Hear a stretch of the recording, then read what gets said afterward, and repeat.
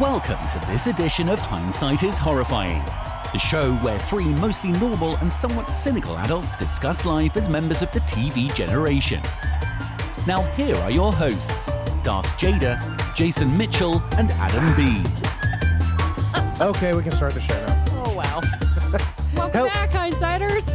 Hello, and welcome to another thrill-packed new season. It is a new season. Technically. This is, we don't really do the whole season number thing because we did that for a while and then it stretched over about 2.5 years. And then we forgot that seasons were a thing. So, yeah. Yeah, so, but this is the new season. We're just going to call it that. Yeah. Season Indeed. 8. Yeah, season 8. What season are we on? We've been doing this for more than half a decade. Well, so... yeah, I don't think anyone on the internet does seasons anymore, so, it doesn't matter. But we are back. Hi. And we've got a full crew. Look at this. Oh, we do. The whole crew. Who is this new guy? And not the guy to the far right. He's Who is so this handsome. guy? Who is this guy? Well, right here. I had a milestone birthday this year. I turned Did you? 40. Yes. So I decided, since I'm now 40, I have to stop coloring my hair white, which I had been doing for years. Yeah, to try to give yourself some gravitas. Well, I've been Okay. always playing older characters, older character roles. That's worked well. Yeah. But then you get to a certain age where people don't want old character roles. They want younger, vibrant people that makes sense. to represent them. So I just said, I'm letting it grow out during the pandemic, and here I am. This is the real Adam Brown. All right, well that's good. Yeah, I'm gonna stop deliberately being overweight then. So. Oh man. Anyway, we have I'm gonna take the focus off of both of you right now and focus on our guest star. Who have we got in the studio with us this evening? Hands off. He gets larger when you rub Hands him. off. Would you get whatever you use to hit him and You have no a, Mongo, you have no. a John that leads Hammond to a cane that we bought question. for you. That leads to a question. What is the rating of this show? Whatever rating Whatever you want the it to fuck be. you want A to say. sailor and a marine, Yeah. Look I don't out. know. Sailor and a Marine walk into a podcast studio, and if you're Sparks George R. R. will Martin, fly. everybody does. Yes. But yeah, so welcome to the studio, Jeremy. It's a pleasure to be here. We're so happy to have Finally, you. we have talent on the show, and I'm very excited about that. You've got to stop rubbing people Yeah. for no reason. Well, It's so creepy. Navy guys like to rub Marines the wrong way. We always we can't help it. Remember what the man from the institution said. Weren't you Okay. part of Yeah. a sexual harassment isn't that video? red- That's red light behavior, Mr. Brown. That's No, what that is. Well, no, is that red light behavior or yellow light? I would say yellow. Well, look at the expression on his face when I rub. Okay, red we're light. It's red Taking light. the camera away. Yeah. No, but we are here a little different sort of This show. is exciting. Yeah. I'm very Inside the excited. actor's studio. It is Kind of a vibe, yeah. It is. As a lot of you know, we were off the air for quite a while doing a play entitled Love, Sex, and the IRS. Yes, we were. And that wrapped up, God, has it already been, 3 weeks? A month? Almost a month, yeah. Almost a month. Mhm. Jesus. So if you missed your chance, or if you didn't see it, sorry, you missed your chance. You missed out. Yeah. But you'll know better next time. If you're in the Alpharetta area, just keep tabs. Yeah, on the- Australia. Good Lord. yeah. Just Where have keep- you been? keep tabs with the City Center players and you'll know. But what we're going to be doing today is sort of talking a little bit about the experience. We're going to have the video of the play. I'll splice that in. Well, because, hey, we shot it. We did. Yeah. We did. Yes, we we Well, I'd did. like to see YouTube have a problem with this. I mean, I'm not going to Didn't report IM it. Didn't IMDb have a problem? No, IMDb was totally fine with it. Oh, It was YouTube that was upset, right? No, YouTube wasn't even upset. Someone Who was upset. reported us? I thought we got someone. We upset someone. No, you were the one who said when I put it on IMDb that we shouldn't. And I agreed with you, and I took it off IMDb. No, IMDb was fine with it. Oh, no, okay. Oh, yeah. No, they didn't have a problem So with Mr. Brown For ruined reasons I will everything not per say. usual. Yeah. So, all right. So anyway, Hindsighters, you're about to see the filmed version of Love, Sex, and the IRS featuring paneled speakers of 3 of the stars of said play. So first of all, we have Jeremy, who played. John Trackman. We have Mr. Adam Brown, who played. Leslie Arthur, which I'm being called in the office regularly now, which is scary. They call me Leslie. Huh. You kind of look like a Leslie. A little bit, yeah. Yeah. And then we have yours truly, Darth Jader, who played Kate. So there's that. And I wasn't in it, so. I mean, Jason Well, directed. He technically- was in it. Yes, you Yeah, were. technically, I was in it. Who did you play? Let's see. I don't like a Grunion. Yes, you Mr. played Grunion, Grunion. yeah. Yeah, I don't like acting. I like being behind the camera or on the other side of the stage. But there's only so many people, and there's parts that have to be played. So I stepped up and I did it. He did. For better or for worse. But no, it was, for better, I would say. Oh, you killed it. You but nailed it was an it. absolute. It was so much more enjoyable than pretty much any other theater experience I've had. Why is that? There was no drama. Minimal drama. Less than normal. There was a lot of cheese. There was no unmanageable drama. Mm-hmm. There you There go. there was no drama that got in the way of anything, and it was fun from throughout. And you guys made the job easy. Seriously, Aw. no, I mean you really Aw. did. No, I mean it absolutely. After a certain point, as a director, you just go, well, they've got it. Now it's just sort of making sure that the lights turn on when they're supposed to, and just get out of the way and sound let them comes act. on, yeah. Yeah, I think Okay. that point probably didn't come for you until Thursday of Tech Week, though. Yeah, maybe. I can't imagine why that might be, though. Anyway, so I guess. I don't remember Tech Week. I don't remember most of. And the sometimes- time coming up to it. Sometimes that's a good thing, and sometimes that's a bad thing. Meaning, Tech Week is such a blur. Regardless, it's only a good or a bad thing if you don't remember it. And am I wrong, Jim? Yeah, yeah. It's true. It's either completely, no problems, or I mean, we didn't have problems during Tech Week. We just had Bottles, fake bottles. Opportunities. we had cheese. opportunities. Yes. We had a lot of things. Yes. We worked miracles. That's all I can say. We Yeah. worked miracles. That's theater. Yes. Well, Mr. Brown, why don't you tell the good people why it was that we chose this play? Because It was your pick. It was your pick. it was your Where's your love pick? child. I find this play a metaphor on life in general. Ooh, so deep. And Oh, now, someone's getting laid in college. I have much has changed now that I've hit that milestone year of 40. That honesty is the best policy, and that's why I'm going to Agreed. be. That's why I'm going to be Yeah. completely honest in everything that I say. I'm trapped in the today. room right now, just so everyone else knows. She can't get away. No, I was. We have a Marine here, and I was a naval officer. That's why we got Stop along rubbing so well. him, you weirdo. I can't help it. He's cuddly. I'm going to cuddle with him right now. But Get your stick, Jason. But in many, I took an acting class in college. It was my favorite class, but I was a nuclear and a chemical engineer, so it was hard pressed to change majors, particularly since I was also destined to be a naval officer. Yeah, I think the Wait, Navy you were in probably the would have had a Navy? problem. Hold on. I'm confused because I didn't know Mr. Brown was in the Navy. What Yeah, are we believe it or talking- not. Yeah. I've never I- heard this yeah. before. It is one of my most well kept secrets. Wait, was that And now you know. was that actually like when you were in ROTC? Could you change majors? We had someone who was an Air Force ROTC change majors from aerospace engineering to theater. But that's the Air Force. But that so it still was fine. works. That's Yeah, more that was okay. It worked well, and he was my hero because I did not have the guts to do it. But I'll tell you, sitting underwater in a submarine, all I could think about is I We wanted to could be pursue my dream. I heroes could do forever it. and ever. So when just Now this was between masturbating, right? Because I'm just assuming. well, no, it wasn't. Tell- it was, tell the damn it was, story. It was while, because there was very little time between So you- masturbating and a boat, so you really had to just be You had to get your rubbing it out your while smoke you're break, working your, it out. Cough. that break, all of that, all. Cough. Cough. But should I turn my head first? Ew. Did you have to say the word occupied a lot?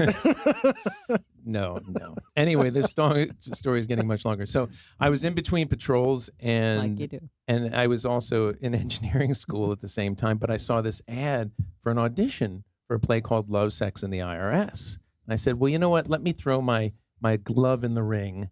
And I auditioned for it. It was a 2-day audition. I auditioned for it, and I You just rode your horse all the way to the town. yes. Had a sheriff's badge on his hip and everything. My God. But I felt like I nailed it. But all the other auditioners were just losing it because you're doing well when everyone's laughing. Your competition. My competition. Yeah. And even they came up afterwards like, oh, Leslie. They started calling me Leslie, my competition, as I'm walking out. Shut up, Leslie. Yes. So, you go home, you feel really good about it. You count your chickens. Yeah. Oh, no. Of course. Day 2, the director brings in a close friend. Oh, no. You know how that works, right? Yeah. Wah, wah. I didn't get cast, right? Mm. And I was very disappointed and clearly held that disappointment for quite a few years. Now, what you'll I won't find, say how many. good 15 years. And what you will find in the real world is when you are a producer, you get to choose the shows and the roles. Yeah. That's the beautiful thing about, Yeah. talk to Harvey, right? Harvey Weinstein. Yeah. You really get to choose. I, a don't, lot of I, think, I, don't think, think I I, want think to. he's unavailable right now. You're right. You'd have to do that thing And through, I wouldn't- through the phone call. With I the wouldn't glass compare window. myself to him if I were you right now, Mr. Brown. I just wouldn't. That's true. Harvey, Just saying. once a hero, now a villain. But anyway, so I threw it out. I threw it out to the guys, and I just said, and girls, Yeah. I call everyone generally guys, because I was a submariner and that's all I knew. But and they read it and they liked it and it's just a fun play. It really is. And luckily we had a cadre of extremely, I'm not going to rub him now, but talented actors to draw from that have received multiple compliments by all of my friends who saw the show. Oh, everyone did. Particularly one Sorry, person. when did this story start? I know, but I'm enjoying it, so Well, let's just roll with it. It's everyone's getting compliments. I mean, Particularly the tax man. yeah, He was brilliant. people loved Spinner. Spinner. God, I mean, it's like I'm already having a hard time remembering the well, names. That's Joe Baxter. Joe was Baxter, our yeah, actor Joe Baxter, for yeah. You Spinner. hit 40 also recently, as I Yeah. understand, and the memory starts to go. I'm starting to forget a lot now, too. I just hit 21, so I have to remember 4 of them. Yeah, Hindsighters. apparently she's forgotten a few intervening years. That's what yeah. Hey, I'll always be younger than both of you, so deal with it. No, when Adam brought the play to us, because we wanted to do something that was fun. I think with community theater, there's a lot of people want to do prestige things, or they want to do, Oh yeah, they want to do the Chicago's, or they want to do things that they like, and it's sort of, look, what is the niche that you want to fill in the local theater market? Mhm. And to me, it's sort of like, people can come out on a Saturday or Sunday, whatever, and just enjoy themselves for a few hours, have fun, laugh a little bit and be entertained. And there you go. That's, it's the catharsis thing. You get to see people on stage suffering the consequences of their actions. So you don't have to. And Shit, I've lost and weight. in the last God, 3 if that's not weeks. true in this play. So, what does somebody want to give a synopsis of the play? I never really paid attention. So, Okay, so- why doesn't Jeremy do that? Are you prepared to do Oh yeah, something absolutely. like that? Yeah, I wanna- I Go wanna for hear- it, I've been Jeremy. I telling want to hear people from our guest. synopses for a long time on this one. Yes, it's a show about a dashing young man named John Trackman. Yes. who Mhm. shares an apartment with a male friend named Leslie. Male Arthur. friend, I love that. Male friend that's An older important friend. for later in the Yeah, story. yeah. His dad. It's a, Yes, Dad. Oh, stop. And for the last 4 years, John has been doing both their taxes, and to save a little money, he changed Leslie's sex to female and listed him as his wife. And the IRS has gotten wise to this, and we'll be sending Mr. Spinner over to audit Mhm. and to find out WTF. And the gig is up, clearly. It was going to be The up. gig is The up, yes. jig. The Now, jig. is- The jig is up. But Meanwhile- John, in his brilliance, comes up with an amazing idea that we're going to put Leslie in a dress, and we're going to pretend that he's his wife. But meanwhile, Classic. Yes, and there's Hold on, also we're not done with the there's a synopsis. subplot. There's another plot going on. otherwise a girl wouldn't need to be involved. That's right. That's right. Kate and Leslie have been messing around behind John like for the last week. What are you talking about? I don't know anything about this. Yes. Kate's a Stop bit of a rubbing trollop. me, Mr. Brown. Kate's a bit of a trollop. You Hey! you ignore her for a couple of weeks, and suddenly she's You know, She's all I know. over she's it. going after Strange. Yeah, she beeline to the next She did. guy. Yeah. And you notice, I mean, mean, they admitted in the show that, they've only been seeing each other for like a week, but she admits to being That's in love with him. Yeah. Yeah. I mean, come on. I mean, that's a little Even Okay, for hang lesbians, on. that's a little quick. red flags, You know. red flags all over the place. Come on, we remember what it was like to be in our 30s. It was just a few years ago. We wanted to have sex with everything all the time. I vaguely That's- remember my 30s. Right, Mm. Kate? Yeah. Yes. No, I was married at the time, so. There was no Yeah, so sex there was for no you. sex. No, but No that sex doesn't for mean you. you didn't want to have Okay, sex with okay, well, everything you saw. Okay, Anyway. yeah, moving on. No, but yeah, so the timeline is a little confusing on this play, Hindsighters, because Kate and John have been together for on and off about a year now, is what Kate tells John's mother later in the play. And yet she's only been seeing Leslie for maybe 2 weeks max, and she's in love with him, quote unquote, but she has not yet to have sex with him, but Rumor had it. Yeah. no, but But Like So a baby's arm. there are alliterations to a lot of different. Yikes. She was up to dilator number 3 at that point, so Yeah. she wasn't No. ready for you yet. Oh God. What was fun for me is that I was playing John, so Jeremy's fiance in this show, and meanwhile I was messing around with Mr. Brown, aka Leslie. So that was fun to play the trollop, as they labeled me. Well- Thanks, fellas. well, But- that's one of the things I like about this play is because if you look at plays, and this was written in the 70s, Mm-hmm. 79. and we had to update some references yeah, there for were a that few reason. things, yeah, but not too much. But there was sort of this idea that you've only got so much time to work with, and so things have to be dealt with quickly. Mhm. Yeah. So Mhm, mhm. it's It's like an episode of Three's Company. You've got to resolve it Yeah. within the half hour. So Yeah. like if she needs to go from, being in love with Leslie to back to being in love with John, it's a line. The audience gets it, and it's almost like, are we all good with this? Good. We'll continue doing the play. We're just going to pretend. If you don't like it, you don't like theater. So, because you don't have, it's not a 2.5 hour long feature film. It's not, and it's not the Kate story, so, Isn't it? No. Well, Isn't it? to some it was. But, and I think it's actually kind of one of the reasons why it resonated, I think, with the audience is because, particularly for people of and I'll say our generation, just because we're older it vague. than all those young bastards that we all Thank you. hate. We will, list but- you. If you think about the shows that you grew up watching, whether Sure.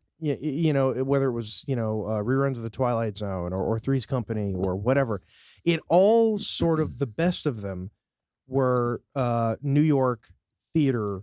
That was where they originated from. The guys who wrote Twilight Zone were all New York theater writers. Mm-hmm. Absolutely. The sitcom writers of the 80s were all people who were writing stuff in New York. Not to interrupt you, Yeah. but I have such a cute story about one of our cast members who you're about to see or have maybe already seen. I'm not paying attention to the YouTube video. Oh, no. Gene Hackman? Yes. Our quiet cast Gene member. Hackman did play some important part in this, and we'll talk about Yeah. that in a minute. But so young Adam played our sorry, what was his name? Mr. See, you can't even do it now. No, either. no. I was about to call him Mr. Roper because of the story that I have to tell. So he played Mr. Jansen, who is the landlord to Leslie and John. And when I first approached Adam Darby, so young Adam, as you guys know him, hindsighters, I said, think about it this way. You're the Mr. Roper of this universe, and you're busting in and have you got a girl in here? You better not have a girl in here. And he's always just interrupting life. It's very Three's Company in that sense, because he's just like, go get that girl out of here. And Darby is so cute, you guys, because he texted me and he said, Jade, I read through the entire script that you gave me and there's no Mr. Roper. Who am I playing again? It's a sweet summer child. Yeah. It's exactly what it said. Wow. I was like, oh, sweetheart, there's no Mr. Roper. You're Mr. Jansen. Well, and in fairness to you, Three's Company was a sitcom during Yes, the 70s. you're way I too saw young to remember that reruns. show. 80s, I saw Yeah. reruns in the late Okay. 80s. You're Okay. super young, Adam. Yeah. So Catch you up. we don't even know if you know that show. But yeah, we had a fantastic cast. So let's give them a shout out. First of all, we had young Adam playing Mr. Jansen. We had, we've already mentioned Leslie and John and Kate. We had our fantastic Grunion / director, Mr. Jason Mitchell. We had Amanda Bain.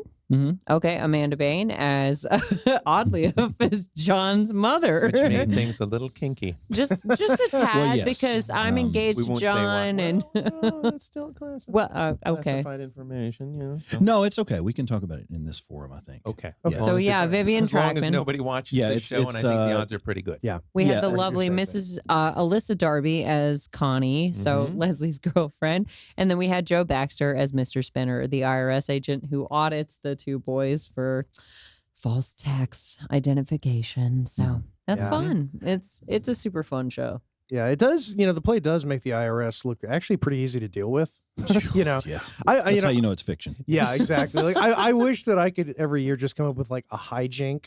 And just see how hip they are to the Yeah, entire yeah. situation. And like I'll just be really nice to the guy, and he'll say, "It's fine."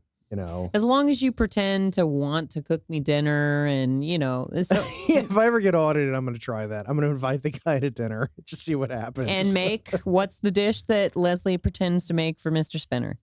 Mung chowder gumbo. Yes. Chowder. I Gumbo. love mung and chowder and now, gumbo. how can something be a chowder and a I gumbo? wondered about that. Yes. Well, Yeah. from being from Louisiana, why don't you tell us? I don't It's not know. possible. I don't know Okay. how you. I know how to make a gumbo, but I don't know how to make a chowder gumbo. Chowder's cream based and gumbo is not. I can tell you that No, because you can have for the most part. Can you have creamy gumbo? Well- yeah, because you can have Boston clam chowder And Manhattan. and one's got cream, one doesn't.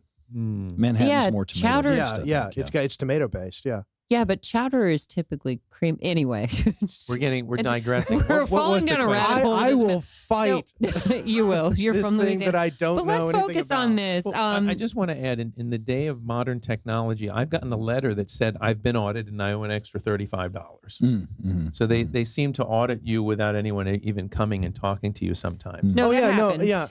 I've had that before where they send you the note and they say, well, you filed your taxes, but we've concluded that you actually owed like an extra $100 or Right, something. something and like. you just think, if you guys already knew the amount, why'd I have to go to the goddamn CPA? Why didn't you just tell me? Send me a bill. Yeah. I'll pay you. Yep. You I have to tell you, but if we're focusing on the actual play right now, hindsighters, you'll notice this adorable part of memorabilia, which is the robe that Leslie's wearing. And Adam, why don't you tell us the story behind that robe?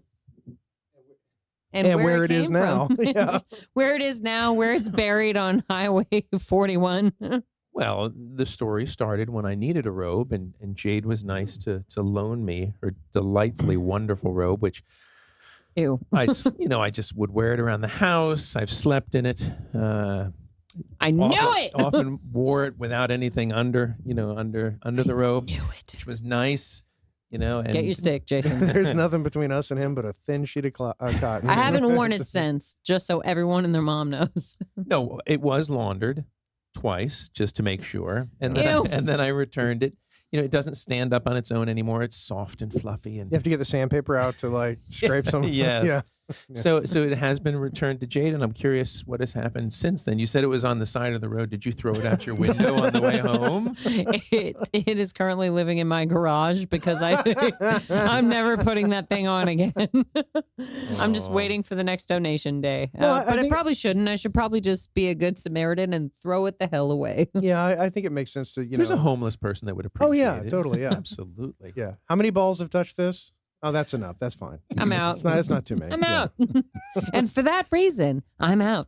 Wait, why is it an odd number? Oh my God, I was about to make that joke. Holy shit, that's creepy. Thank God for the Welcome to the eyeball. studio. Oh, wow. So anyway, Jeremy, Mm. beyond me begging you to be part of this fantastic play, what really made you want to take part and be John?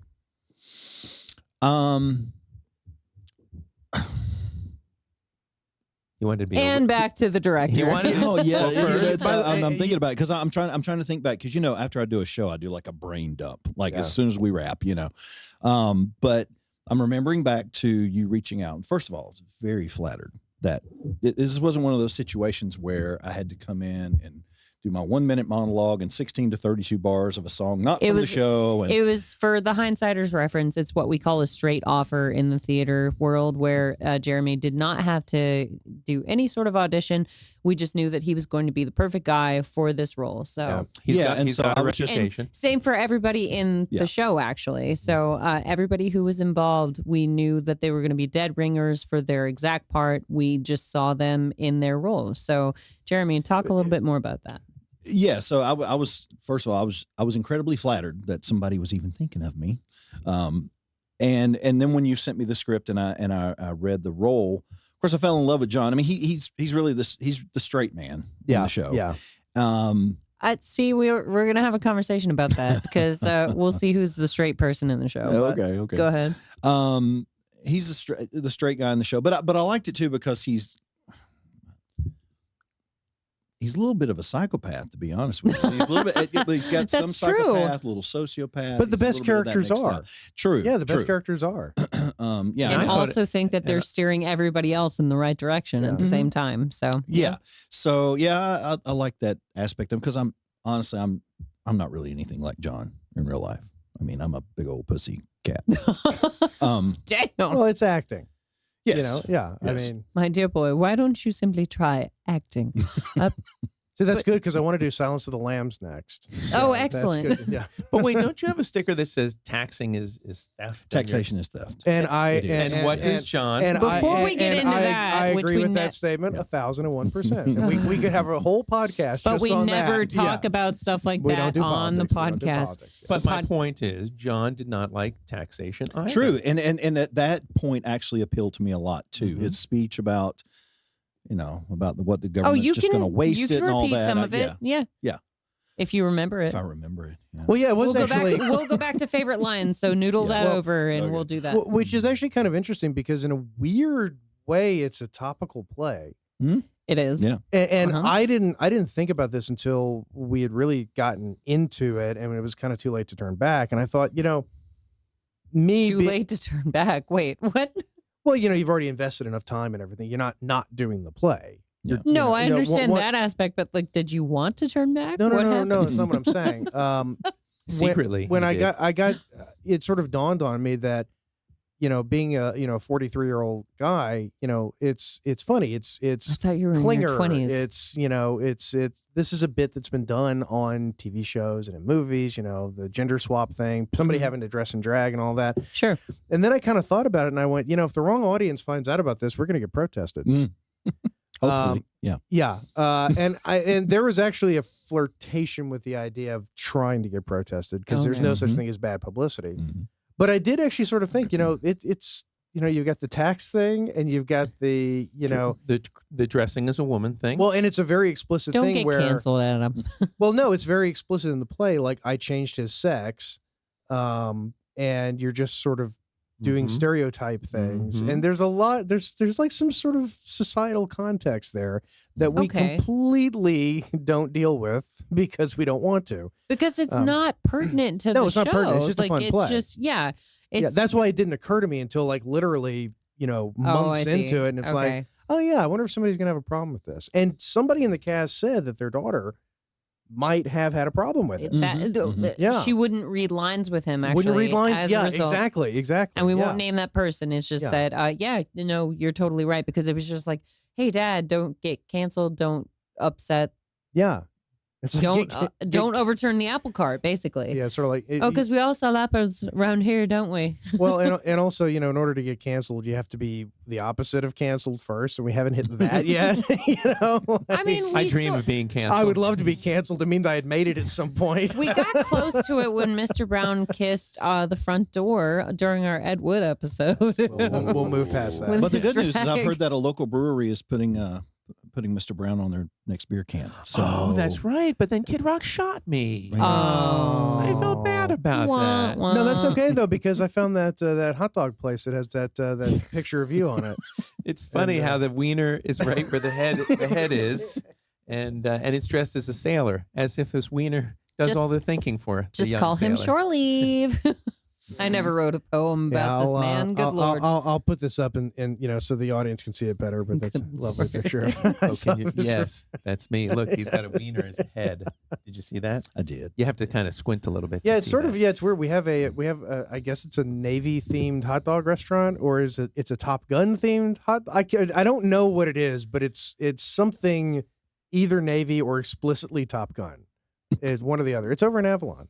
Okay. Yeah. Well, then we're going. Yeah. Is it Avalon or City Center? Oh, City Center. City I'm sorry. Center. Yeah, City Center. I actually know exactly what you're talking the about. Naughty Dog. The Naughty Dog. The Naughty Dog.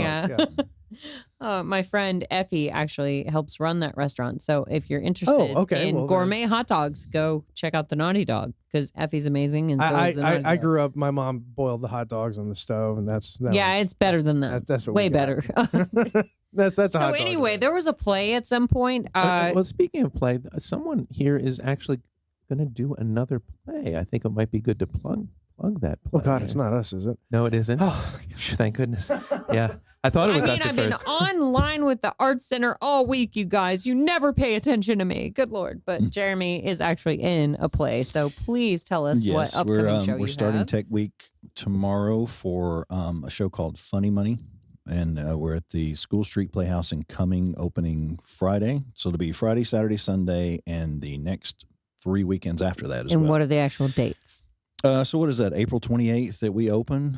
Is that a month-long run? It's 4 Wow, weeks, yeah. And that's it's not a awesome. musical, which is, They unusual for me. believe in this show. Our They must. theater Well, doesn't okay. believe in So the us. director, she's English, and the show is a British farce. So we're all doing accents to the best of our abilities, and Oh, can we get some accent I'm playing from you right now? I'm playing a crooked Cockney detective right now. Oh, hi. Detective Sergeant Davenport, Fulham There he is. CID, Mum. All right, excellent. Yeah. So yes, that'll be running the next. Is it set in Fulham? weekends. Yes, it is. Yes. Okay. Okay. Yeah. I'm sorry. Yeah. How did you know that? Because I just fucking said it. Brilliant. I deduced it from your language. And may I be so bold as to say, for the record, we will all go and see Jeremy. Oh yeah. Oh, Oh, yeah, absolutely. for Oh, sure. absolutely. What? I had Sweet. plans. You're so I was going to sweet. wash my hair. It's 4 Good Lord. weekends, damn it. You can squeeze it in. We'll find time for sure. As if I don't like Jeremy enough to go watch him perform. Good Lord. Like the bishop said to the prostitute, you can fit it in there. Ew. So yeah, there's this play that we did in the meantime. Well, called Love, Sex, and the IRS. Well, we should probably explain to the ladies and gentlemen at home. We're seeing John interact with a man in a suit. And we're like 45 minutes into the play at this point. This is the auditor, Mr. Spinner. Oh, No. Oh, there's the grand. gorgeous. Oh, Dame Edna. Oh, we need to I've do an never MST seen the play 3000 from kind this of thing angle, with this. hindsighters. I was always behind stage or backstage, excuse me. But it's lovely seeing Mr. Brown in a dress that I helped him pick out at the Goodwill. Yeah, We did that. We did. I didn't even shave my legs for the show. I wanted to, but Jade said, no, I like your legs just the way they are. That is not what Jade said. She said it would be more authentic if you're a guy trying to pass as a girl and you had hairy legs and a hairy face. That I believe that was more on point with what I said, but whatever. I like to dream about things like that. But nevertheless, we don't need to hear about your dreams. and the irony is that there's a line in the play where John tells Leslie doesn't want to do this, doesn't want to wear the clothes, and they have access to some Salvation Army clothing. And John suggests, well, if you don't like wearing, the stuff that Kate Kate's brought over, clothes, yeah. just wear the Salvation Army stuff. And Leslie replies, Oh, I'm not going to wear that. A disgusting, horrible person. may have had Diseased that. people might have worn it. Diseased people. See, Here, I've dumped got it this too. where- right in front of us, but so- here's the ironic thing is that it literally came from Goodwill. It did. and being a man. And a diseased person might have worn it. Yeah. And being a man, I didn't launder it before I put it on because I wanted to see what that disease was. Yeah. Oh my! And the real challenge was in the shoes, wasn't it, Mr. Brown? So why don't we expand a little bit on that about the shoes that we had to find for you? We did some shoe shopping and we found them, and they were a little tight. I would have preferred heels, but it's hard to find heels these days. A nice set of heels and good. There's a lot of engineering that goes into, keeping that kind of load balanced on. Not only you that, know? but to calculating exactly. So Mr. Brown was looking at me and going, "Hey, so what size should I be looking for?" And I was just like, well, given the fact that I'm made of bones. Pause. A little waif. Thanks for that. But I was just like, well, I would estimate that you're probably an extra large just due to your shoulders. So we're going to go with that for now. And as far as shoes, good God, I would guess like a Whatever 10. whatever fit me, I took. Yes. Well, and Isn't that the typical thought of a man? yeah, and that was an interesting thing about the play because we had, it's a low budget, and Surely not. So you have to do the sets, you have to do, the props, the furniture, the gag, all that kind of stuff. And everyone in this room pretty much everyone contributed that did it, right? Yeah, everyone did our contributed. best. Yeah, Yeah. and that's what I was going to say is it's really, when you think about it, I guess if you're a small theater company, the best sort of play you can do is something set in a kind of dingy apartment because Where nothing changes. Yeah. nothing has to match. You don't have to, you're not doing The Sound of Music and it's, the place where the Von Trapps live. That makes Everything sense. has to be, no, you can just put a piece of artwork over here, throw some golf clubs over there. You can put Gene Hackman up on this Yes, wall. you can put So Gene Hackman up. tell us about Gene Hackman, Jason. If you see in the upper right-hand corner, he's Yeah. crossing his arms. You see his hands. He actually gets more screen time in this than he does in the original Birdcage. So that's actually nice, No, I think I've told the story on the show before. My Not on the show, no. Oh, okay. Well, my aunt's uncle, Sal, he was an actor in New York. He was That guy. Yeah, he was.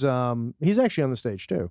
There's a photograph of him right behind Mr. Spinner's shoulder. Mm-hmm. But Sal was, he taught acting in New York. He was on the soap operas. He was on One Life to Live.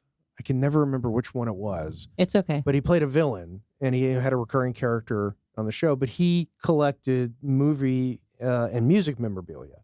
Mm-hmm. So, like he had, stuff from like Kiss and the Monkees and like he had a whole like museum of stuff. But he got the portrait of Gene Hackman that was actually in the office that Gene I can't remember, Senator Keeley. That's Yeah. it. Yeah, From Senator the Birdcage. Senator Keeley from the Birdcage. If you watch the movie in his office, the one shot I know you can see it. There's when Callista Flockhart is sitting across the desk from him. Telling her dad that she's engaged to Robin Williams' and son. the painting is right over her right shoulder. And Sal somehow got his hands on the actual painting from the movie. And when he passed, that it was bequeathed to my wife. Bequeathed. And, and I just thought, what the hell? Let's put it on the stage. And I think everybody from the cast, at least one point during the run, has put our lips on that picture. Probably so. Just to be I that was the one close who to did Gene not, Hackman and actually. Robin Williams I- and Nathan Lane. Yeah. I was not. Y'all didn't include me in We that. didn't invite you during the lip syncing. Well, it wasn't an organized event. Yeah. It was Well, I mean, spontaneous. given the fact that I kissed both of you during the show, that means that my lips wound up on it Yes, by as well. proxy. So, you Yes. know what? I'm going to go ahead and say that I was part of that. Boy, is that how it works? I guess. Boy, my lips have been a lot of places. Including a lot of places I wish I hadn't been. Oh my god! But yeah, here she is, What the a fishy gal. story Oh. that is. She is No, so but hot. speaking of, Oh my god! my God. Amanda showed up on day one. The Just first time that she nailed it. spoke, the character was completely crystallized. It was Mhm. 100%. nailed it. Yeah. I mean, it was like, She was off book early too. well, I And know. Jason wasn't even, so hindsighters, Jason had to go out of town for the first read through that we had. And so Adam and I were in charge of stuff, which is never a good thing. And, but we had our cast and it wasn't officially finalized yet because we were waiting on a spinner character. We had our Grunion who shows up for the last, 10 minutes of the show, maybe, if that's yeah, being generous. But we made our Grunion our spinner. So Joe turned out to be a fantastic spinner, got most of the laughs throughout the entire run of the play. But Amanda, who plays Mrs. Trackman, John's mother, just had it from day one, was off book before anybody else, just Well, nailed it the entire time. You and Amanda both were off book ridiculously early. Yes. Well, they're professionals. Yeah. She was first, but you were Meanwhile, the immediate second. meanwhile, these amateurs, it was like, Jesus Christ, you know. guys ever gonna We finally learned Well, it to be on the fair, closing night. when I have to open the show making out with this character, I mean, is it fair to say that my lines can come next? No, but the okay. Erica Goldberg Oh, wow. gag face. I can't. Her face is making me do that. Uh, Well, we worked with both Amanda and Jeremy in a Shakespeare. We did. Where we all So met. that's how we Shakespeare in the knew Park. their talent. But I didn't get to know them well until this show, and we unearthed a large underbelly of extraordinary talent. You know, that's in the Alpharetta coming. interesting way of phrasing I was it. about to say. Well, they're Okay. clearly not well known until you get in with the group. So it's kind of an underbelly. So yes, it was very impressive. Why do we keep him? The He's so seedy weird. underbelly of North Fulton Theater. North Fulton actors. So shisty. Yeah, but anyway, Amanda and Jeremy were remarkably off book in comparison to even the other stars or anybody else involved in the show, because we were so glad to have everybody involved, because it was not a last minute project. It was simply something that we had to put together very quickly. Nope. So we were incredibly thrilled to have the talent that we yeah. did. Now, were you guys just running lines constantly? Like, Yeah, I have a method. You know, I will sit down pretty early on with a script, and I will record all of my lines with the cue line in front of it, and then I will, you know, if I'm on the treadmill or riding around in the car, I'll, you know. And that was helpful to our other actors as well, because, you know, everybody has their different challenges as far as learning their lines. And I've had gotten. I just like how polite we're being. No, I was actually going to refer to a story that you've already heard many times. So, for instance, Mr. Brown's daughter, Addie, once came to me when we were doing a production of Much Ado About Nothing. And she said, Jade, Dad is being so weird. And I had to really snuffle into that, like, because I I was know like, that. in what sense? Because with your dad, that could mean a whole myriad of things. But she was basically concerned that you were walking around your house reciting your lines over and over again. And I was like, well, then I'm second oarsman in that boat, because that's what I do too. It doesn't have to be in front of people. It can just be into an empty room, or I do it in front of my dogs. Like, it doesn't matter.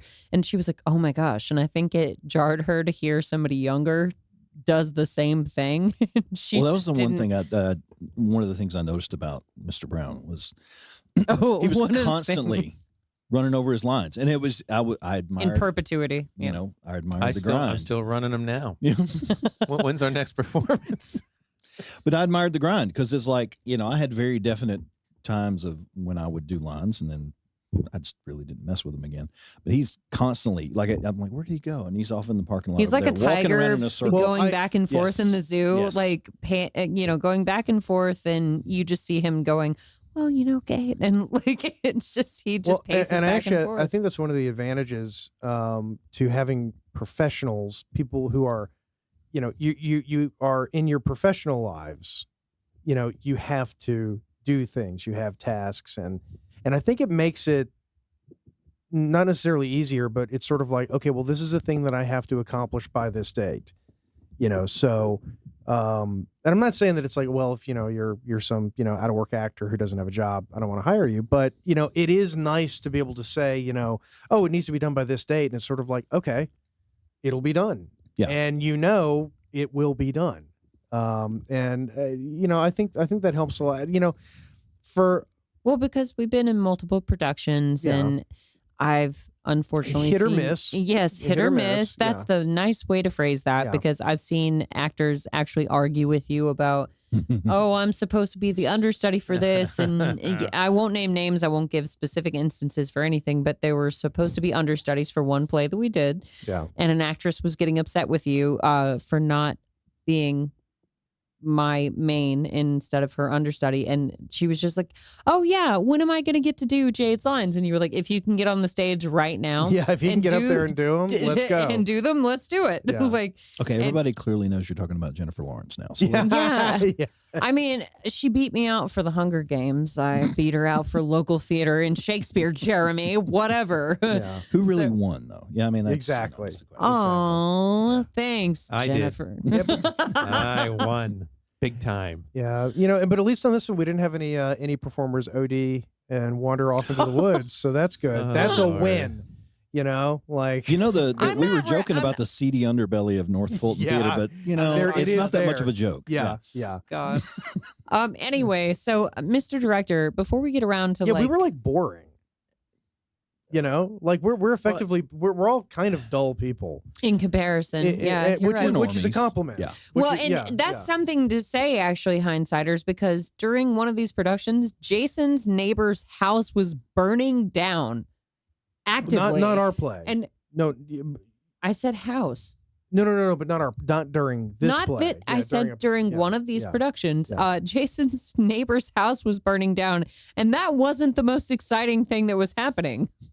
Yeah. No. There was somebody wandering off into the woods doing drugs and getting lost. So They there, found her. she's fine. Yes, Yeah, that's they- true. Well, that's hang important. on. I don't know if she's fine right now. Okay, fair enough. I'm not going to make any warranties. All right, should we take a break? I mean, my God. Actually, we do need to take a break. So we will be back in about 1 second. And we're back. Hi. Hello, everyone. And we have skipped a little bit ahead in the play because it is over 2 hours. It's a long show.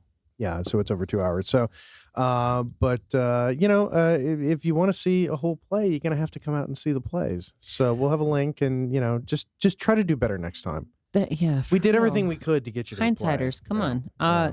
To that end, so I think everybody was pretty much a niche fit to their character, especially since this is a play that Mr. Brown has wanted to do since 1997. And so we. For spite. Oh, it's what I call revenge sex. It was revenge sex. Except the director was not an attractive woman at all. Please tell me. I don't want Yes. anyone to say I had revenge sex with you. No. Not that director. A Oh, different no. director. The first director who robbed me. She robbed me. But Well, Of your you virtue? need to send her a clip, a link to the, based on her age 20 years ago, she's Oh God, yeah. Probably She's no no longer longer with us. alive. Don't. Hey, that's mean. So you're seeing a moment of panic on the screen right now, hindsighters. But so we've got different characters, and everybody fit their character, as I said, very well. So how about we revisit? That's me mom's got trying to great run out of the gams. apartment. I love Yeah. her legs. Yes. They're very nice. Okay. Anyway, how about we do something a little more wholesome and go back to maybe favorite quotes from our characters? Or like, would you like to do one of your own or have each other do different quotes that you Any like? quote. How about any quote? No, my favorite quote of John's, I think, from the show was probably, "I don't believe it, my girlfriend and my wife." Dun dun dun. Dun, dun, dun. Okay. Yeah, because that was one of the few laugh lines he gets from the show. And Adam's looking through the script. Mm-hmm. Yeah, because John is. I mean, he's the straight man. You Yeah. know, all throughout. He See, I don't know about that because John, he perpetrates all of these situations. Like, he's the reason all of this is happening, minus the fact that his fiancée is having an affair with Leslie. Mhm. That's the only kind of weird thing that's going on in their actual lives. Well- But John is the one who causes this entire situation where they're getting audited by the IRS. Yeah, but it's sort of like, in a Dean Martin and Jerry Lewis. I mean, Dean Martin's the straight man, but he's still contributing to the Of course. hijinks and he's just not the one who's doing the I don't know what He's kind of not the comedy- I main don't know what cause kind of comedy- disruption, basically. Yeah, I mean, clearly in this, He's the Le- one other people are playing off of. Yeah. Yeah. He's the nucleus, and we're all just kind of revolving around it. Said the engineer. Yes. But yeah, okay. So Jeremy gave us a quote. What's a quote from Leslie, Mr. Brown? My absolute favorite quote. Connie, my girlfriend, who's a fairly overpowering young lady, you know, comes in and you know, is raising Cain, and she asks, "Where is Leslie?" And I come out, I'm in drag, and I look around the corner, and she's like, "Leslie, is that you? Where were you?" "I just came out of the closet." You just came out of a what?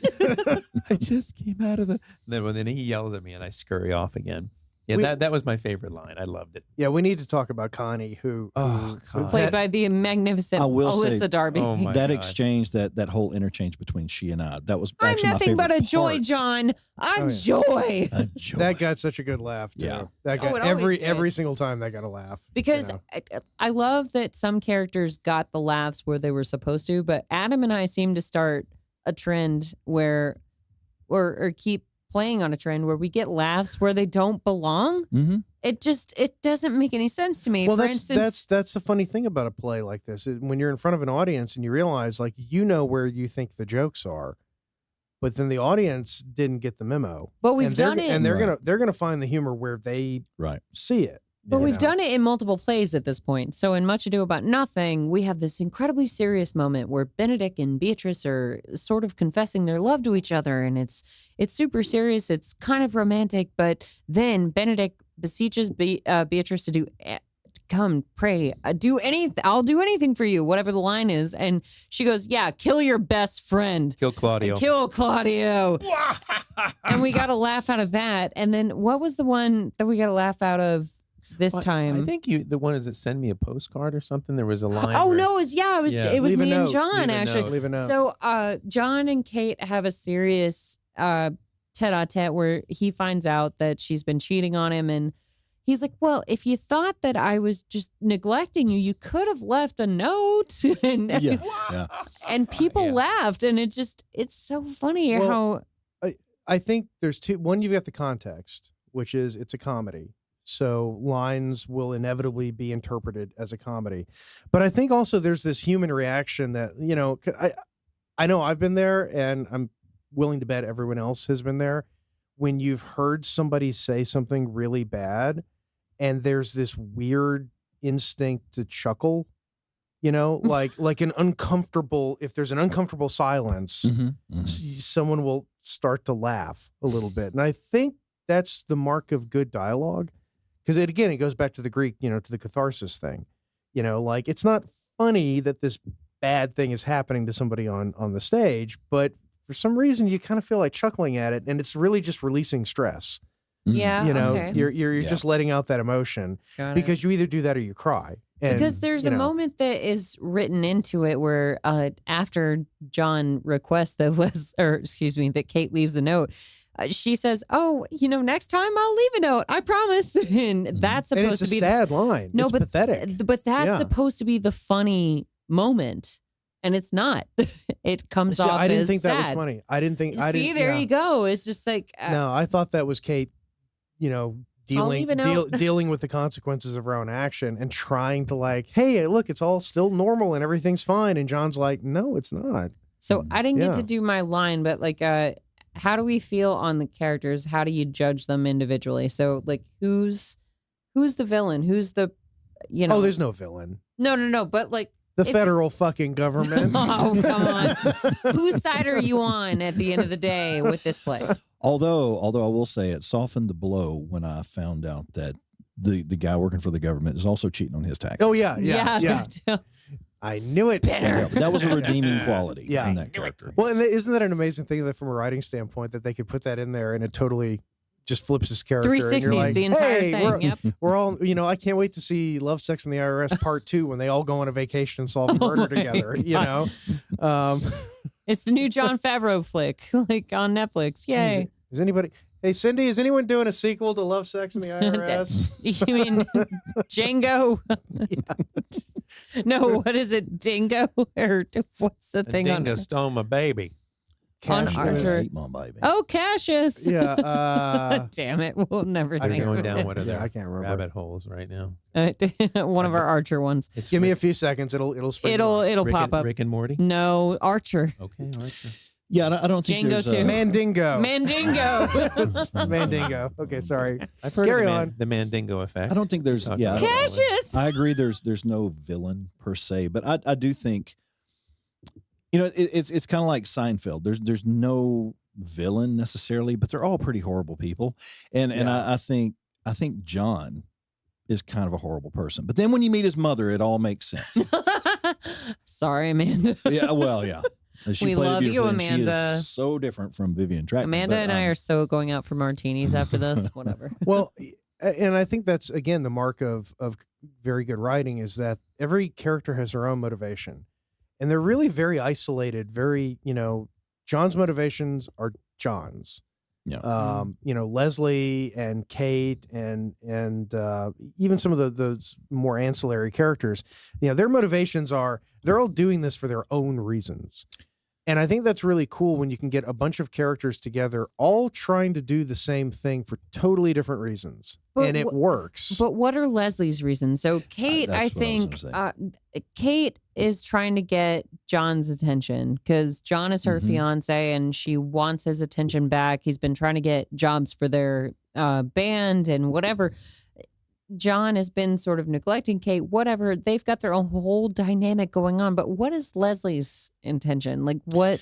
Well, I was going to say that I think Leslie is the only truly good guy in the show because Really? I do because of I felt and a the little speech he dirty. gave Stop at the end. touching me. The speech he gave at the end as to why he did all this is because John is my friend. And Yeah, he's done yeah. a lot for me, Yeah. and he's kind of. But then why would he back. cheat with your Now girl? that okay. I'll now, tell you That's- exactly that why. is a good point. That is a That's good what I'm point. asking. Hello, friend.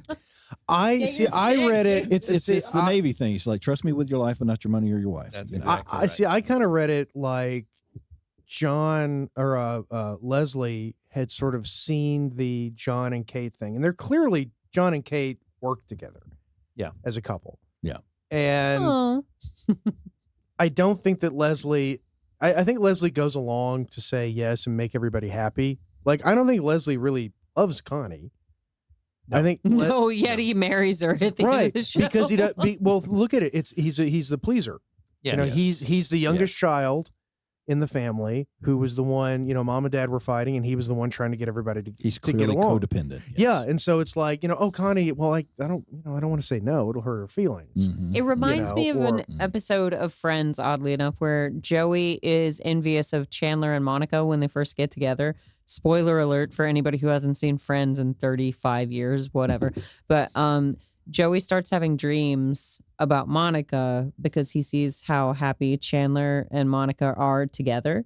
And it's not that he really wants Monica, it's that he wants what Chandler and Monica have. Yeah. Mhm. And they're just Yeah. nestled on the armchair together. Like they're happy, they're doing the crossword, whatever. But it just, so is that what Leslie's motivation is? Well, I tell or- you, what I would find interesting is if we could watch these characters, if it got to the point where Leslie said, you can just go to jail, pal. If John hadn't come up with the plan, would Leslie actually have let John go to jail? And I don't think there's a chance in hell. And would, like, if none of the IRS stuff happened either, would Leslie really have pushed Kate to tell John, hey, I'm with Kate? Like, would he really have staked claim on the girl? that- Like, what would have happened? See, that whole scene, that resonated with me because that is a classic. Because to give the hindsiders some context, the show opens with Leslie and Kate making out on the couch, and John comes in a little bit later. But so you think that Leslie is pressuring Kate for sex when in fact it's the other way around. And in fact, Leslie's trying to get Kate to tell John, hey, you're in love with me, not him. And so Well, then he the doesn't want IRS to do thing it. I think Leslie's here. Yeah. Is he? Leslie is right here.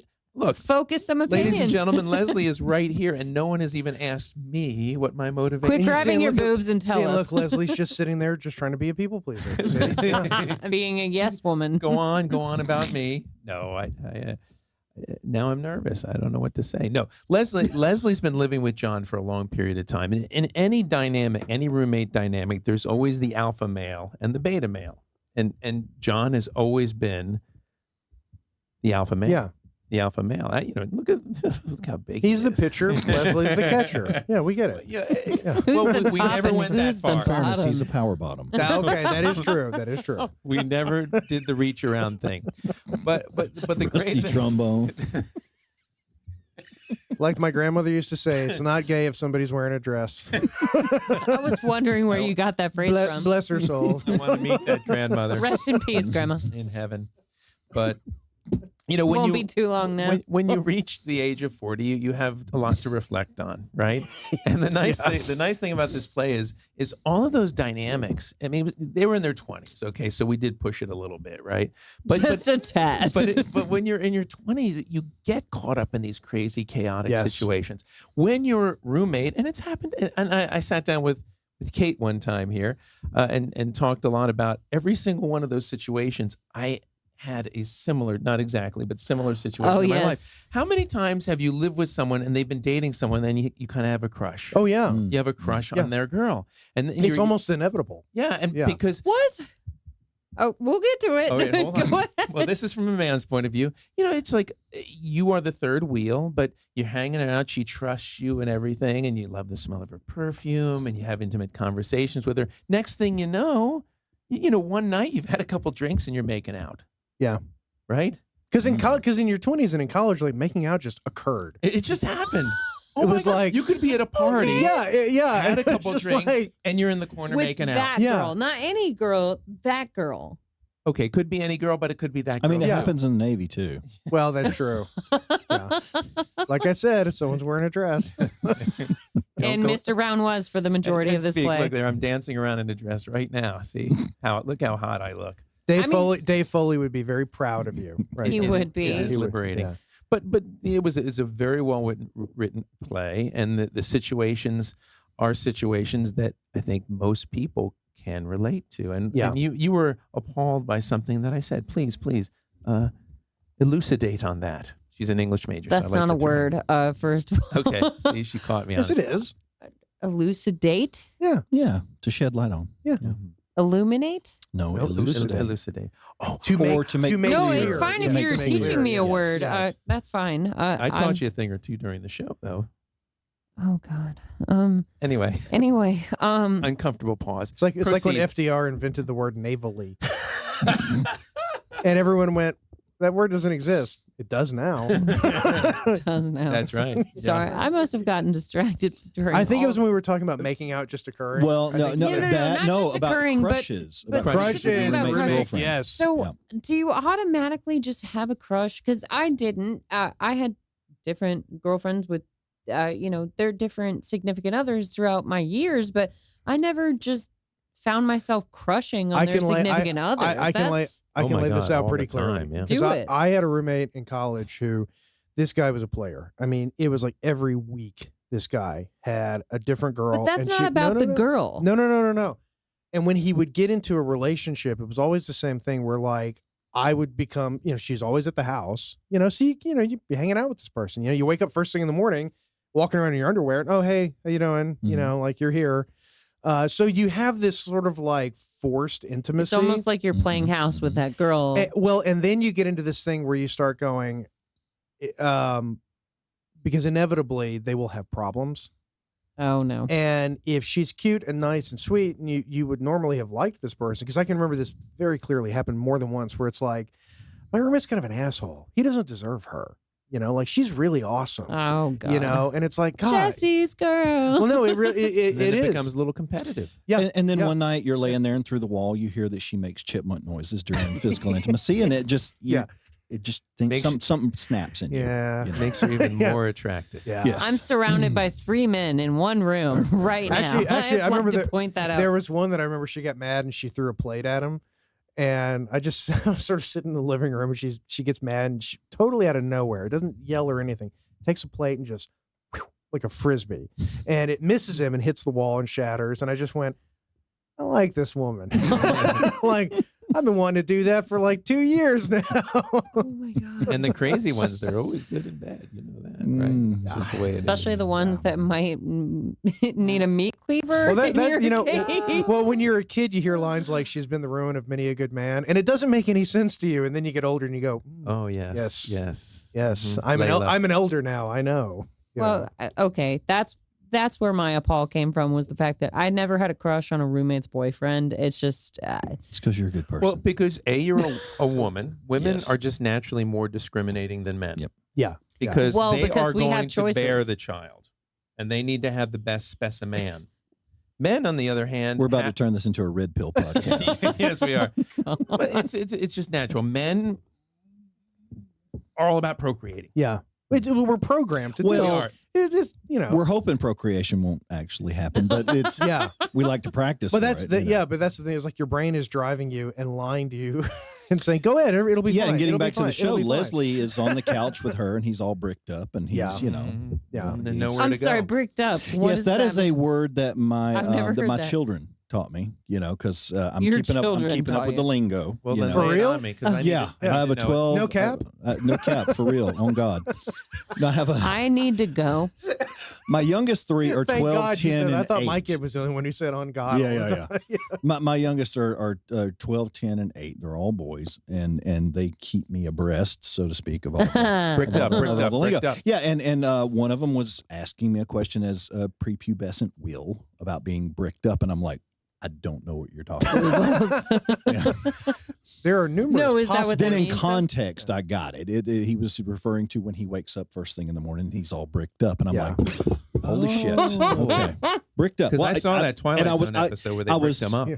I was appalled, but at the same time relieved. I'm like, Yeah. I'm glad to hear it works normally. He wasn't. Yeah. Yeah, but Well, that's one thing about this Yes. generation. They are more likely to speak to their parents about certain Oh, yeah. things like Yes. that than past Yeah. generations. I didn't, Never I in didn't my say life. a damn thing. Right, right. No, me neither. Like, never in my No. life would I have been approaching my mom about anything like that. When she tried to talk to me about the birds and the bees, I was just like, yeah, there was a book at school. They showed Well, us did a you video. do it like I mine? was Did cool. you wait till you were like in your low 30s to finally have the talk?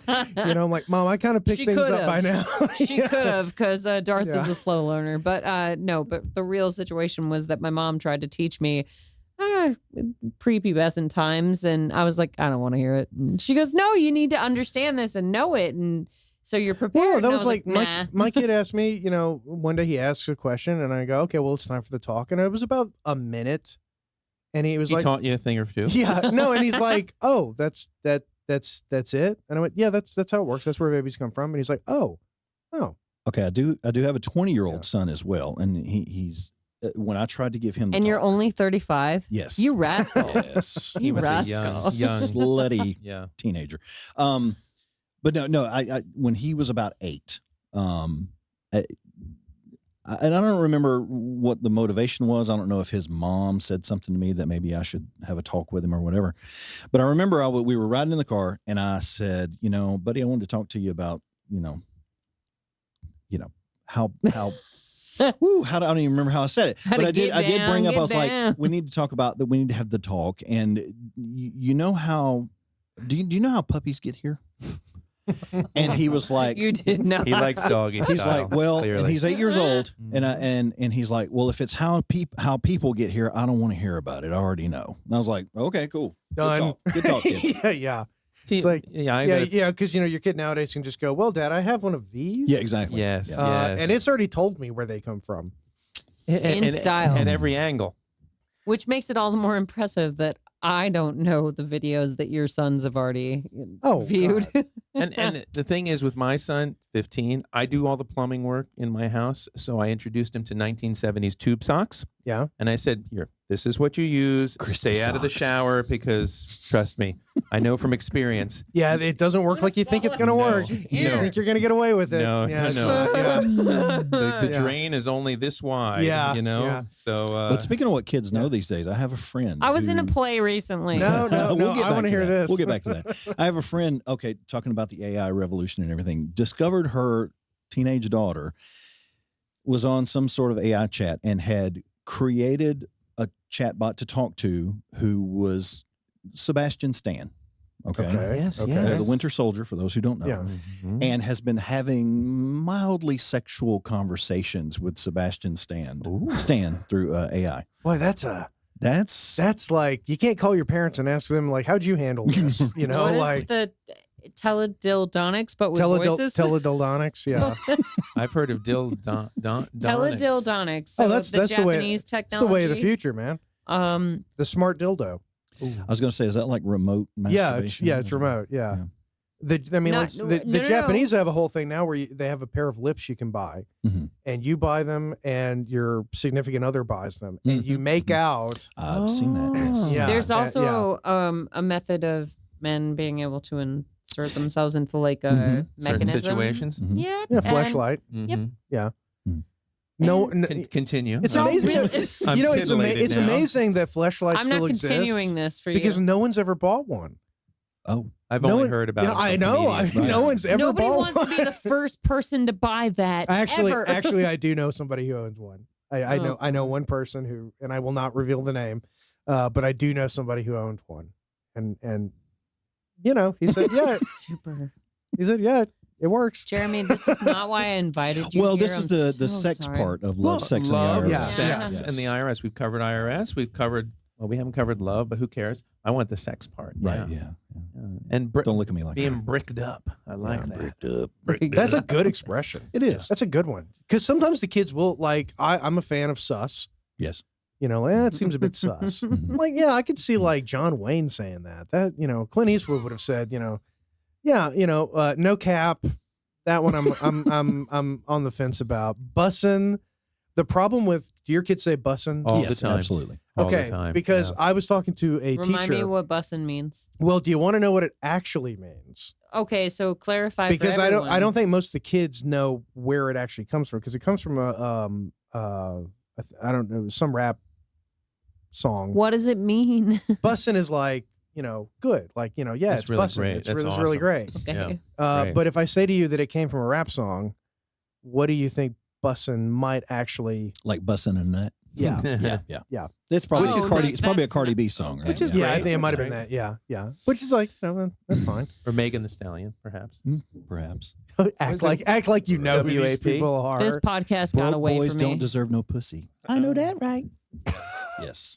Well familiar. This podcast got away from Do you know me. what? I- I'm not going to say, I- but you know what WAP stands Yes, for? I do. Okay. Of course. Yes, I do. Moving Yes, I right do. along. Stop it. You know, I drive around listening to the '70s country station on Oh, Amazon, God. so you know I'm way out of the loop. Yes. Anyway, you know. so John is arguing with his. Well, he was arguing with his mom. Now he's arguing with Kate. Oh, Now I'm this giving is my John's big soliloquy. monologue. Yes, the so monologue. We need to get back and to there's, that. There's Gene Hackman right behind him looking yes, on. beautiful. Yes. This So- was He's judging me. Yeah, this was a big moment for John. Because John does ultimately, as all good characters, they all eventually have to face, you know, the Their consequences, choices. like, and The music. especially when it's a hijinks thing Mhm. where you're scheming. Because eventually all the schemes, all the little things you've done just completely fall apart. Unravel. And that's when the character reveals, you know, you get to see the real character. And John, I think this is a great scene. And you had this down like, I mean, I don't. Monologues are a lot easier for me than Absolutely. dialogue. No cue lines. Yeah, Cue yeah, lines are the exactly. hard Okay, part. all right. Yeah, it's easier to memorize a speech for me.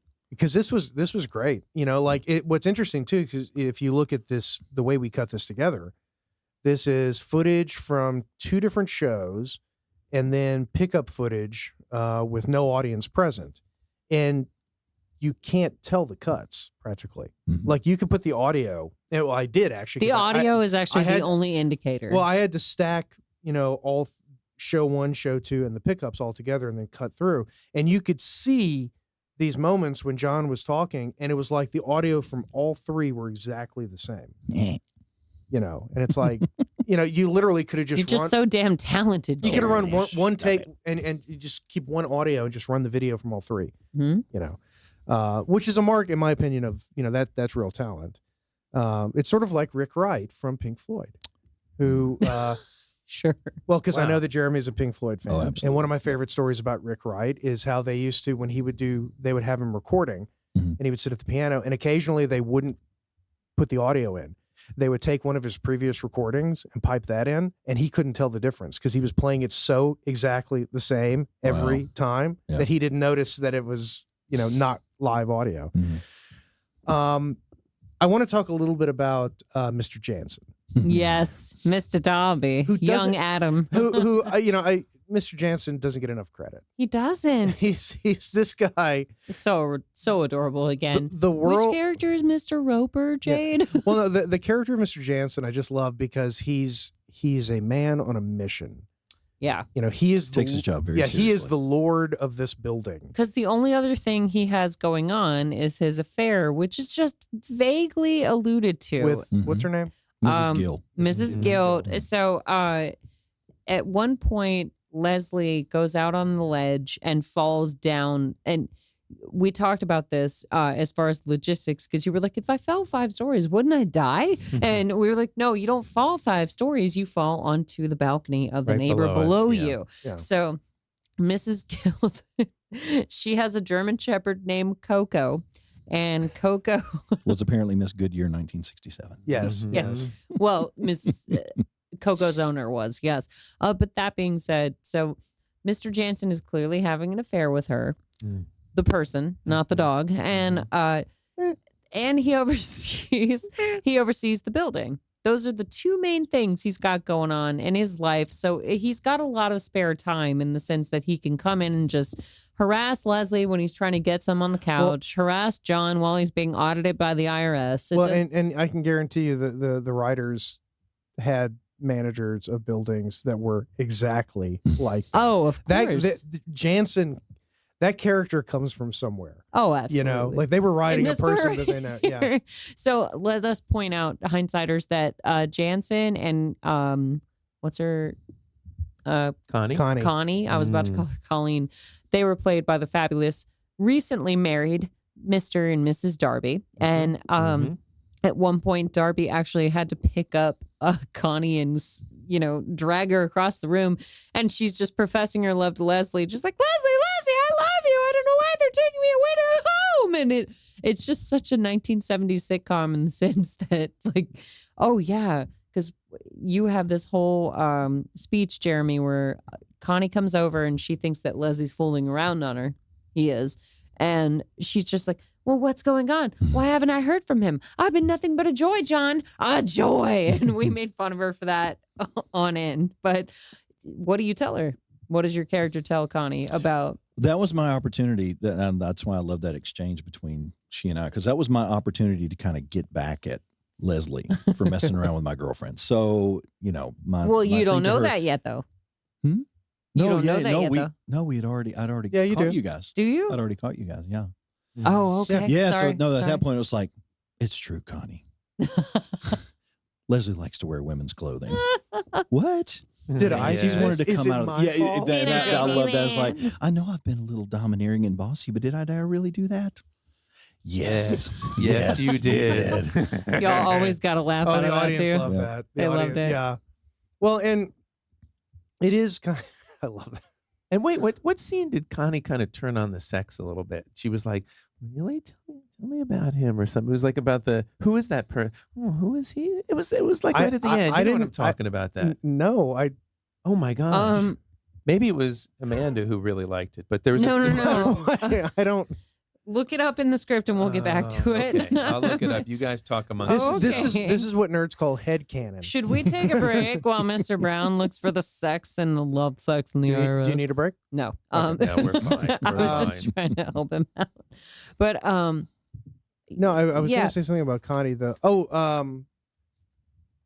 Have I already broken the bottle over Joe's head? Can we talk about that? So I must have done it already.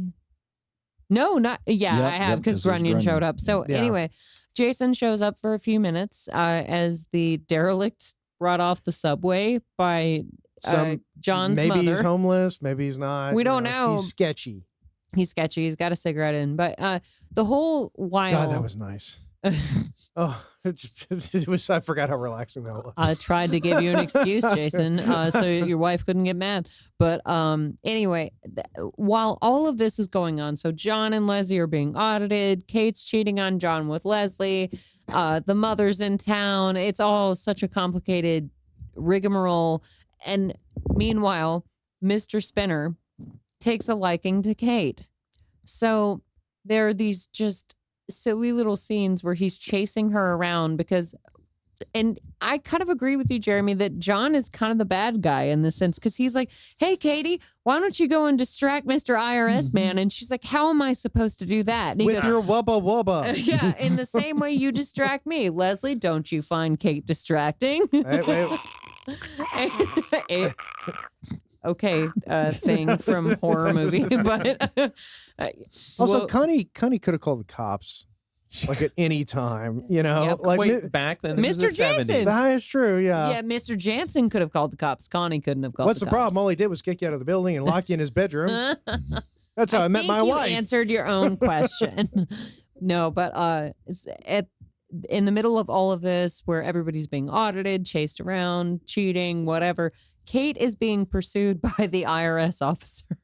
Yeah, he gets a little horny goat. Because her fiance tells her to. Like, he's like, basically flirt with him and distract with him while, I'm going to get Leslie some makeup on and get him made up and get him back out here so he can be my wife. Kate, you distract the IRS man. And so I basically say, oh, I've never told you how much I admire men who work for the IRS. But then you're like, oh, Floyd. Oh, you're my kind of man, Floyd. I love that. And so you can't fault Floyd. She's putting it out there. Oh yeah, She does. No, you're it's totally Floyd. correct. Yeah. Yeah, Floyd just he picks up the following. signals. I'll read it Yeah. if you find it. No.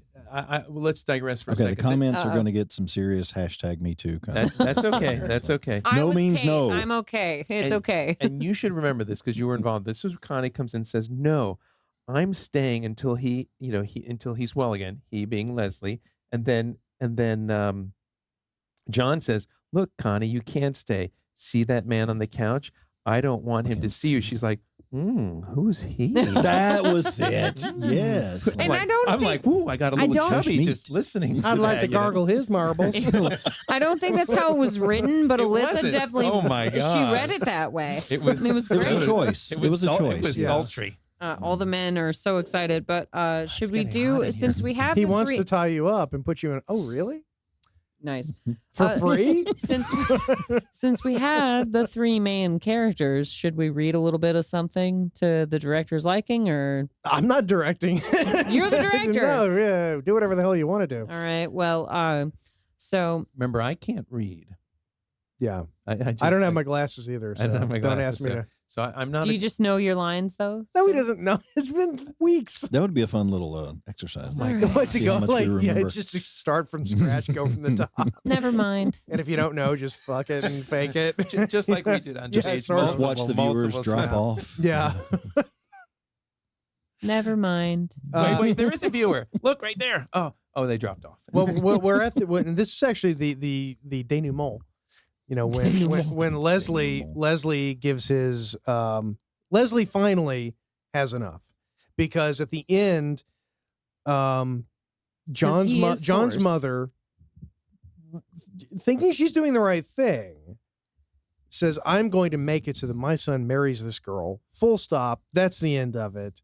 Because I'm not going to have my son, sleeping around with some, or living with a woman he's not married to. Doesn't realize that, of course, Leslie is. It's a farce. It's a farce.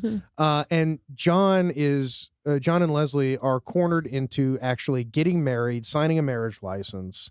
There's a justice of the peace there, and Leslie finally, this is it. Yeah, It blows up. And there's only one person on my side in this whole scene, and that's Kate. That's true. She's like, John, do something. And I'm looking around and I felt like I was in a Twilight Zone episode. Do it, Leslie. Do it, Leslie. Even Connie. Do it, Leslie. It'll be good for you. It'll make you feel better. Yeah, Go to hell, whatever she Connie. says.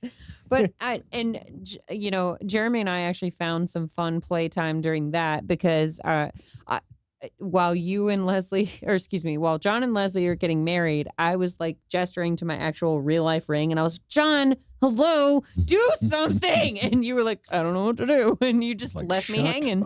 So yeah, you can even see it in the video because John's very mission oriented. Mm-hmm. The objective is get rid of the IRS. Yeah, we can deal with everything else later. Yes. Yeah. And I respect that about John because Can we though? Because a marriage license is a complex contract. Well, depending on how vague you leave it. So if you just marry somebody, it might not be filed with the state. Yeah, it wouldn't be filed with the state. And also, if the two of them showed up. Oh, I forgot how much y'all have thought about this. Well, I mean, I'm gonna leave that alone. It's sort of like, well, gay marriage was illegal, so it's not like the state of New York would have said, well, you got us. But Adam's big speech, do you remember any of this? Well, I want to know the motivation. I want to know what was going on up here. There's exact motivation. Okay. All my life, John, and I love John. I mean, he's my best friend, and I still I love Jeremy too. So we have a new relationship. But in that dynamic, you're just now aware of this, but it's true. It was almost like we were married, and he was my wife. I would always do everything he wanted me to do, even if I didn't want to do it. I just did it. So you're his wife. And yeah, what? Yes, no. When does a wife do what? When does a wife do what a husband We're wants? going to bring the patriarchy into this, aren't we? Never. No. There's a perceived patriarchy, but in reality, it's a matriarchy. Yeah. But the thing is all ever since I've known John, he's just. And I always went along, and I always tried to push back a little bit. I don't feel like, well, just do it. And then you said you're going to spill the beans, and I run off. Well, this was the last straw. Marrying him, I just couldn't do it, and I was going to stand my ground regardless of the consequences. You get pushed to the edge of that cliff, and you're just like, I would rather die on the rocks down there than live this life. Well, it's Michael Douglas and falling Marriage down. is going to be very magical. Yeah. You know it. Well, it's it plays like this have to be based in human nature, and in human nature, you've got only a certain point that you can push anybody.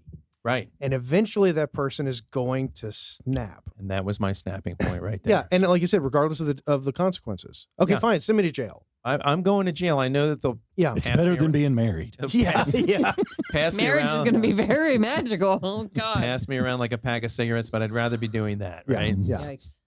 No, so yeah, that makes complete sense. And it ties in so well with what, again, you can tell that, the writers are drawing from real life, Sorry, Mr. Brown just yanked off his cap and he's pulling out his stuffing. From And look his at that, and that white. Yeah, we're gonna call that. That was magic. We'll call it cold cream, but often it would get everywhere on the couch, on my dress. I helped him shop for it. It was in fact cold It is cream. cold cream. Despite Your skin his must have looked dirty so nature. good Oh, after. it was so soft. It was so soft after that.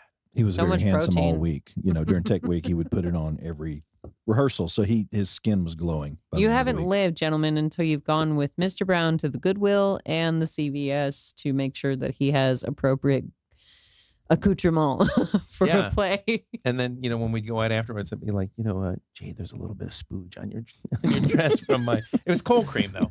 Darling, cream. I thought we were going to talk about our private lives in front of So people. would it be fair to say that you were a femininity consultant? Yes. Yes. Because they have what do they call it? Intimacy. Intimacy. Yeah, Yeah, consultant. So you had a femininity. Totally. consultant. I mean, Yeah. we would go to the drugstore together. She'd show me what to buy. It I'd was wake wonderful. up and, arrive somewhere else. Like, it just... Yeah, it happens. It happens. But, yeah, so... Oh, we've got to talk about Spinner's final speech. So, Joe... was Tax fraud. something- Tax fraud. Tax Boom, fraud. boom, Gentlemen, I've never broken a sugar bottle on anybody's head before. I'd never made one before. I so that know. So worked. Joe trusted you. I wouldn't have trusted me. I wouldn't have There's no either. way. I mean, I was the one breaking it, so I didn't I've been there care. for every dumbass project I've ever done, so I know you got about a 30% chance of this working. Well, I was the one who got to break it, so I didn't care. Well, that is a testament to the skill set of our fine director. Mm. He's not only a director, he's not only a technical whiz, but he can make actual sex toys and pour sugar Yep. into it and create a bottle that is breakable over a normal Sex person's toys? head. Well, and that was the great thing is that once the play was done, I still had the mold. Oh, You see, so it's like Is it a latex it's like one? it's like Yeah. a fleshlight. Nice. yeah, I know it was. Whenever I finished it, I'm like, wow, this is like if Wilt Chamberlain Not to get had too a personal, but do you fleshlight. use the fat end or the skinny end? He uses both. Depends on the I mood. hate y'all. He closes his eyes and pushes his fist into the fat end and pulls it out and smells it. Oh my God. It smells just like latex. I need to go. I need an adult. And that's I need why- an that's- adult. that's why we Stop put- touching me. that's I why need we- an adult. I'd like to put in a plug for our sponsor, ZipRecruiter. What kind of plug? The one I'm sitting on The right one- now. the sponsor we just lost. ZipRecruiter. See, now this is how we don't. I've got one necessarily- with a raccoon tail. It's Oh, very yeah, cute. yeah. It's cute. You guys suck. Anyway, there was a play. Jade always learns so much from us. It's like a big old boys club. And Jade. Yeah. Unwillingly or otherwise. Well, there's a lot to learn, Jane. There is. There's so much. 'Cause Even in you're- my mid 30s, yeah. You know, my papa always told me if you don't want people to get your goat, don't show them where you got them hid. Now that we know where your goat's hid, Yeah, we do. oh, it's on. Hashtag me too. I'm so red because I'm so embarrassed. Um, Anyway, and then everything works out in the end. It yes, is. it does. Just like a 70s And- sitcom. And that is the one criticism I have of the play is that when it decides that it wants to stop being a play, it stops. Yeah. And Yeah. it just, Yeah. Lights, Well, the light. Lights Yeah. down. I mean, it's just roll lights- credits. Yeah. Mhm. I've thought about this since we finished it, and I still haven't actually come up with an answer. Like, okay, if it was you've got a big stage, big budget, everything, now how do you end it? I'm Yeah. like, I still don't know. But I still people don't. I don't.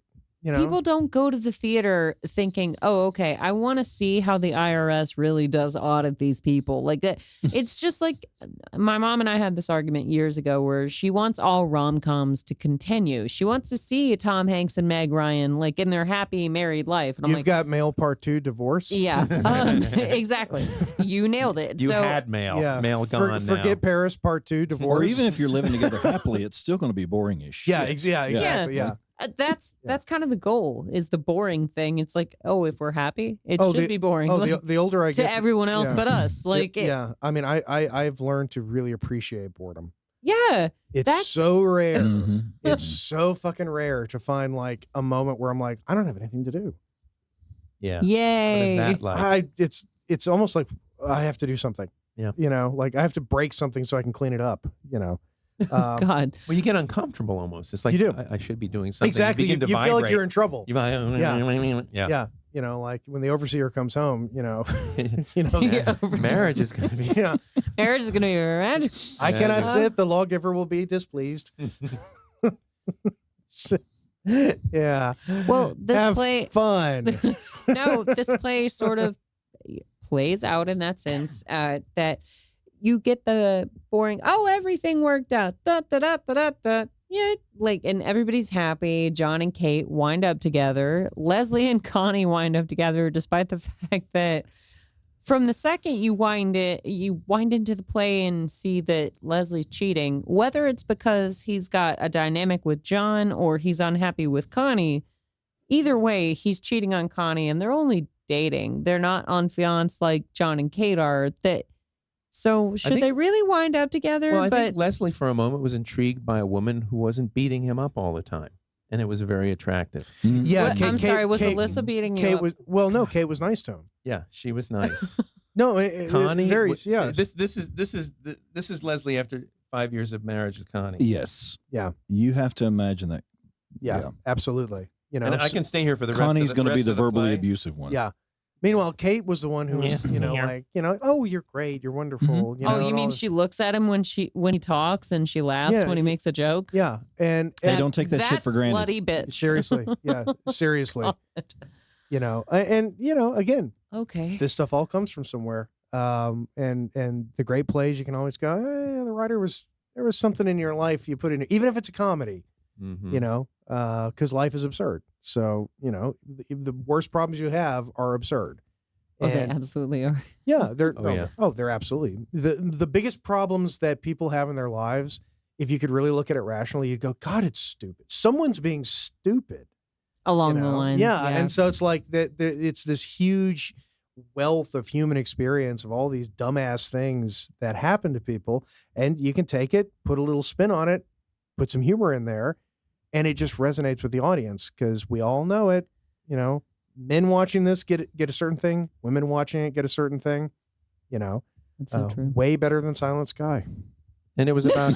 And on that bombshell, Hindsighters. Yeah. It was a show about in-person relationships, which Yeah. you're not going to see anymore. no, you really aren't. Yeah. Yeah. So it was a It's- great show. Yeah. It was my dream. It was one on my bucket list.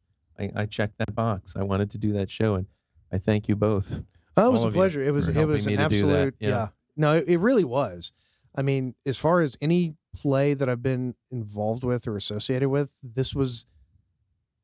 I mean, it was hands down. It was the most enjoyable experience. And we You know, had all the stuff such going on. like experts across the panel. Like Yeah. everybody was there to play. They, work Not a lot of and play. bullshit. Yeah, Not a lot of exactly. bullshit. And that's Which is so refreshing. yes, that's something to say when it comes to any sort of play. Oh, did- yeah. you didn't have a lot of drama backstage, which is unheard of. So everybody was there. We all have 9-to-5 jobs. But we all made it happen because we wanted to be there. Yeah. We were just focused, and everybody was happy to do it. And And we're mature individuals. well, speak for yourself. And- If we were in our mid-20s and we did the same show, there'd be all kinds of drama Oh going my on God, backstage. can you I'm imagine? pretty sure your hair Oh, is darker than mine at this point, but And that's how mature you know. are. And a big thanks to the Alpharetta Arts Center. Yes. Yes, of Yes. course. And the seriously. Alpharetta Yeah. Recreation and Parks Department, like they made this show entirely possible. So all of the sponsors that helped us to build the set, we couldn't appreciate you guys more. So Oh, yeah, thank you so absolutely, much. yeah. And the Patreon people. And we have introduced a new tier on the Patreon page. I think before we just had, get updates, and the second one was get priority access to tickets. There is one above that now. And what we're going to do is we're going to start doing some behind the scenes stuff as it happens. So the idea being that, not every rehearsal, obviously, but, the occasional rehearsal, we'll put a camera in there, turn it on, not Periscope. Periscope's While dead, Mr. Brown is undressing. Yeah, All and so that you guys can sort of see how the sausage is made. For- Speaking of sausage, And Yeah. for my gilfs out there, they'll like that. Oh, yes, they will. My grandmother. got a- I got a he's got a granny few. following. Yes. I Or a wouldn't. great granny, maybe. Hey, just don't. Okay. Anyway, hindsight. Yeah, it's time I'm to going to wrap. take us home before Take Mr. us Brown home. gets us Yes. into trouble. Hindsighters, we've appreciated you joining us for this post-mortem of Love, Sex, and the IRS with our fantastic guest host, Jeremy. Thank you for joining us in the studio today. Stop petting people, Mr. Brown. Anyway, this has been Darth Jader, Adam Brown, Jeremy, and Jason with Love, Sex, and the IRS on Hindsight. And good night.